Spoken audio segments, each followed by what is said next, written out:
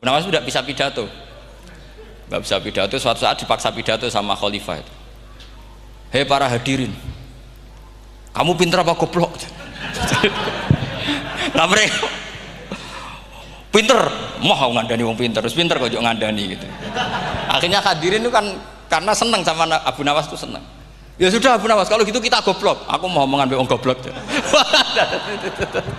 Akhirnya terus wassalamualaikum warahmatullahi wabarakatuh. Jadi itu Abu Nawas juga bisa pidato, tapi dia tahu saja caranya menyelesaikan masalah. Jadi itu Abu Nawas. Jadi ya orangnya kacau tapi cerdas itu, makanya jadi guyonan. Sebenarnya Abu Nawas itu figur yang nyata, tapi tidak senaif yang diceritakan orang-orang di anekdot itu. Ya beliau itu orang soleh ketika era Harun ar-Rasyid. Tapi ya tadi karena banyak cerita yang macam-macam. Ya, Abu Nawas itu, makanya ini cerita anekdot. Jadi riwayatnya agak jelas tapi lucunya jelas. Jadi itu. Dia itu mangkel punya tetangga profesor ahli astronomi. Adiknya itu mau iso omong tok. Abu Nawas mau pinter molak-malik omong, kan masyhur itu dia cerita hari Senin tanggal sekian lihat Abu Nawas di alun-alun mau terbang. Orang lihat semua itu Abu Nawas itu ya sudah di podium ya hanya gitu-gitu tok. Kok nggak mau terbang-terbang? Ya mau itu ya tidak. Wassalamualaikum warahmatullahi wabarakatuh. Yang bilang Abu Nawas terbang siapa? Abu Nawas mau terbang. Yang namanya mau itu ya tidak.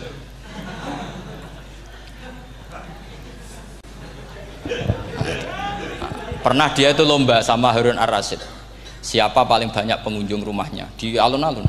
Harun ar-Rasyid bikin khemah, dia bikin khemah. Tentu cerita ini bohong, yakini ini bohong, makanya bohong tenang. Makanya ini anekdot, hanya guyonan. Harun ar-Rasyid karena dia raja itu ada apel, ada makanan macam-macam. Ya tentu pengunjungnya banyak. Batas akhir itu penilaian jam 12 malam. Abu Nawas tenang, satu pun nggak ada pengunjung, nggak ada makanan, nggak ada apa. Pas jam 12 rumahnya dia, kemahnya dibakar. Orang ke dia semua. Tit menang dia karena jumlahnya. Bahkan Harun ar-Rasyid itu datang ke kemahnya dia. Karena lombanya kan pengumpulan massa terbanyak tit jam 12. Harun ar-Rasyid pikirannya santri ya guys, sugoi jajan mesti teko itu pikirannya gitu. Abu Nawas pikirannya beda, jenenge ana kebakaran pasti datang. Wis dihitung biaya khemah sama hadiahnya banyak hadiahnya.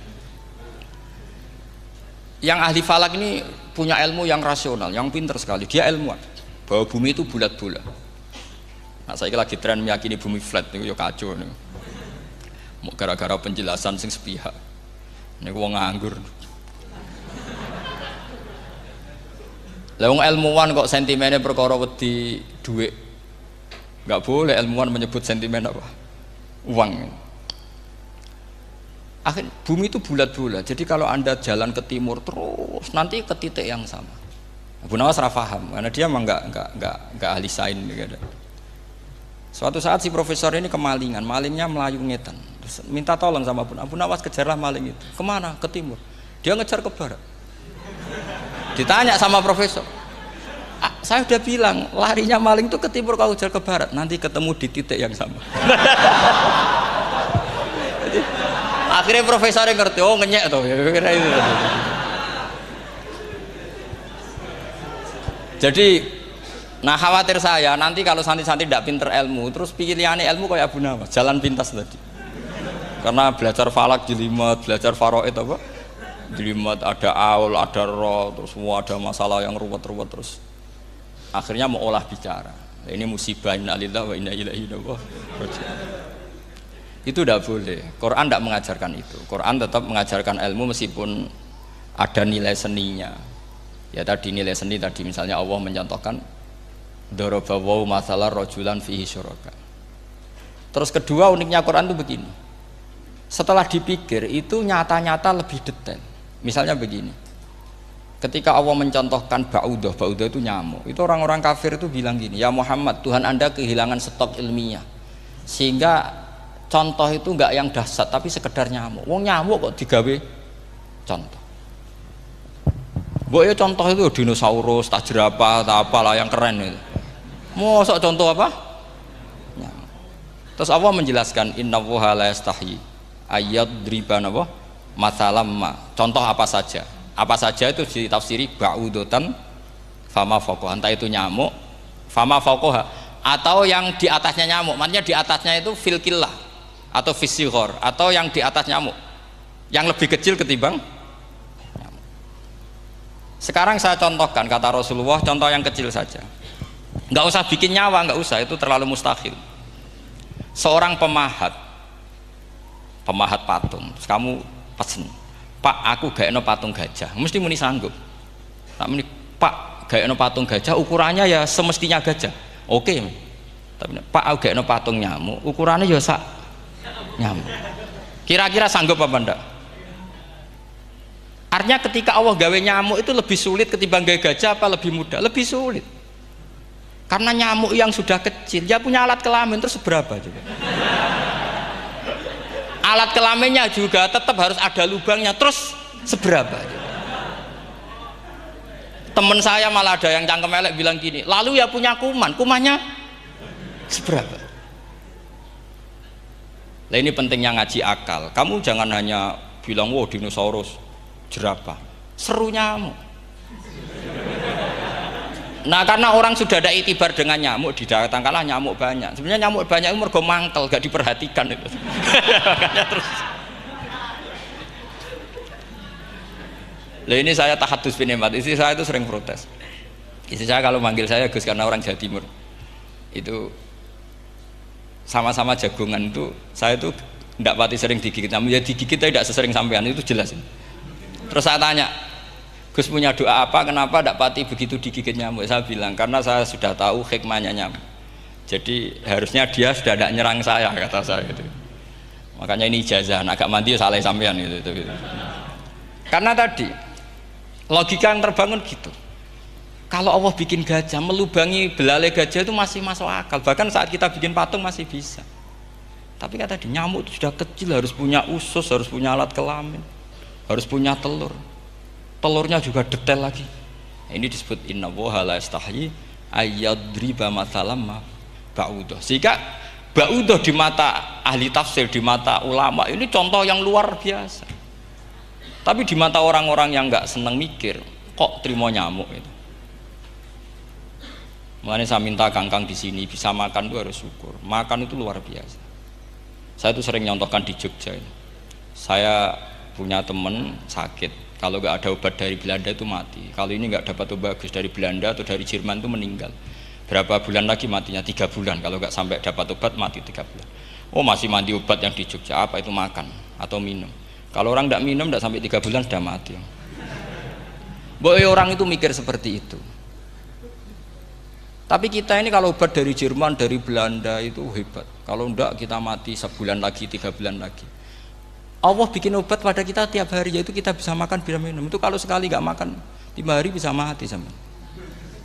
Tapi kita karena ngakan itu hal yang biasa, nak duit iso utang terus dianggap biasa. Ini kalau ulama masalah besar. Punya otak seburuk itu masalah besar bagi ulama.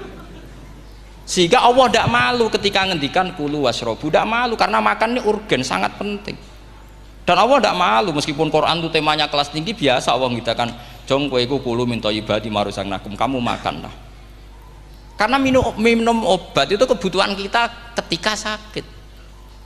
Tapi kalau makan adalah kebutuhan kita sihatan wa sukman, saat sakit maupun saat sehat.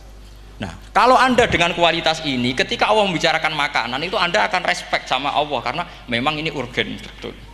Tapi kalau Anda cara berpikir gini hanya cari goro ibal ilmu yang aneh yang seru, kamu baca ayat itu akan menjadi biasa-biasa saja. Dan itu masalah bagi mahabbah Anda pada Al-Qur'anul Karim. Ya saya kira demikian. Terus mangke saya pikir tidak etis ya kan ini Jumat nanti. Sing biasa itikaf nanti terganggu. Nanti saya ada problem. Ya kalau ada tanya jawab ya saya mohon tadi ya. Karena ini zaman akhir, saya memang butuh sekali. Kenapa saya mau datang? Satu, hormat Kiai Hanan. Dua, saya memang ingin banyak mufassir lagi. Jangan hanya lewat baca terjemah kemudian merasa menjadi ahli apa? Quran atau ahli tafsir, itu musibah besar itu. Masalah besar itu.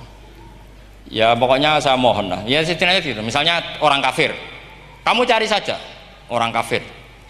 Ternyata ada yang harbi, ada yang dhimmi, ada yang mu'ahad, ada yang musta'man.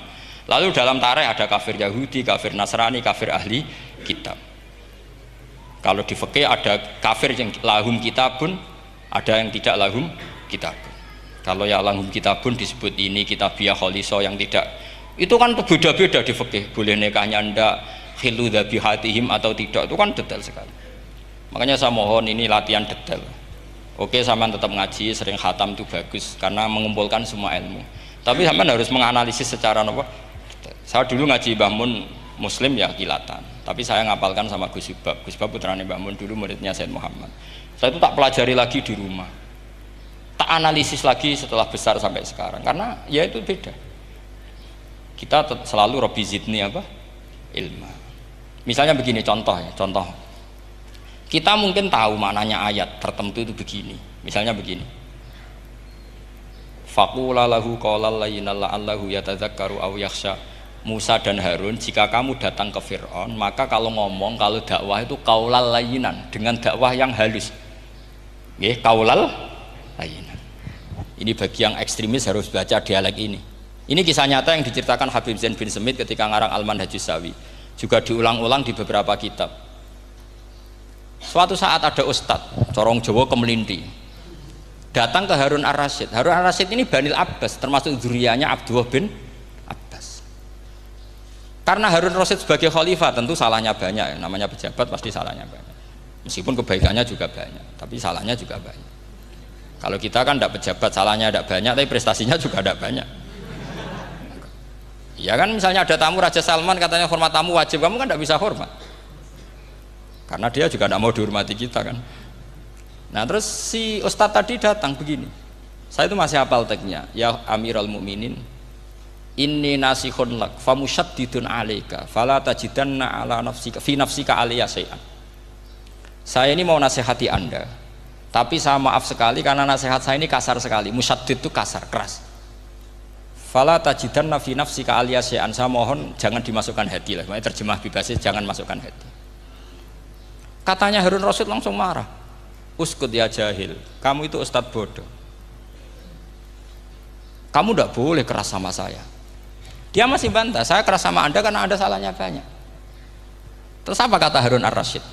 Inna wa ta'ala qad arsala man huwa khairum minka ila man huwa syarrum minni. Wa ma'adzalika qala ta'ala faqula lahu qaulal layyinan. Allah mengutus orang yang jelas lebih baik ketimbang kamu, yaitu Musa dan Harun. Musa dengan ustadz ini baik mana? Tidak, sama jawab saja. Baik Nabi Musa kan? Ilaman huwa syarrun minni. Fir'aun dengan Harun Ar-Rasyid buruk mana? Buruk Fir'aun. Itu saja masih dengan etika faqula lahu qaulal layyinan. Musa dan Harun kamu harus sopan. Ndak wae Fir'aun wajib sopan, ndak wae aku ra sopan. Nah ini sudah iktibar dari terjemah netral atau terjemah yang datar bahwa Allah ngutus Musa dan Harun ke Fir'aun dan Musa dan Harun diharuskan qaulal layyinan. Tapi menjadi energi mafhum yang luar biasa. Nak dakwai Fir'aun wae qaulan layyinan apa maneh dakwai podo-podo mukmin. Makanya kata Harun Rasyid, uskut ya jahil. Inna wa ta'ala qad arsala man huwa khairum minka ila man huwa syarrun minni. Wa ma'adzalika qala ta'ala faqula lahu qaulal layyin.